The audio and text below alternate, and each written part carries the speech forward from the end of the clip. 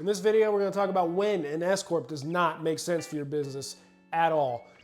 That's what's going to happen on 1, 2, and 3 over here. But first, there's a few items where it may not make sense. You could still do it, but maybe you want to consider not doing it if you are going to have a lot of investors, because you can only have 100 in an S-Corp. Only 100 investors are allowed. You're allergic to admin. You don't like doing admin, bookkeeping, keeping good records, or you don't like paying for them because they are going to come with a cost and much higher when you are an S-Corp. You have to run it as a business. And C, if you have no long view, no ability to look further down the road to see the payoff that is going to come. Because again, the tax advantage here is saving on taxes at the end of every year. That's where the benefit's going to come. So all the other costs associated with it, that net effect is going to have to be positive for you. And you're going to have to A, calculate it, and B, be patient for it in order to make this work for you. Make sure you're considering these things first before you dive into it. Let's talk about exactly when you're not going to want to do it at all, bar none. Now, the whole point of an S-Corp, tax strategy-wise, money savings-wise, is to take advantage of the reduced payroll taxes you're going to be paying versus the self-employment taxes you pay when you're not structured as an S-Corp. You have a partnership or you are running a solo business on a Schedule C. Then these are going to be 3 things that are going to put you in a position to absolutely not be using an S-Corp. One is going to be low or no income. If you're in that position, what can't happen is you can pay yourself a payroll again to make this whole reduced self-employment tax thing work.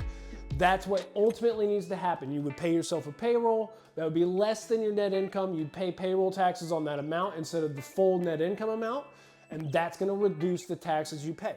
If you have low income, you're not able to make that work mathematically. You wouldn't want to structure that way. The second item relates to payroll. If you are not going to run a payroll, if you're not interested in running an official payroll through ADP, Gusto, one of those companies out there that gives you a W-2, you should not be doing an S-Corp, because what that's going to do is create a giant red flag on your tax return. If you have an S-Corp where you don't have a payroll amount listed, you are showing clearly that you aren't running the S-Corp properly, and ultimately that's going to be an easy red flag for anybody looking at it that wants to audit it or check that information to come and do so. It gives them every reason to say this isn't done right. That's why you have to have it. If you're running an S-Corp, make sure it's on there. Number 3 is passive real estate. You never want to have passive real estate in an S-Corp. It's going to create only disadvantages for you, limitations on the QBI deduction.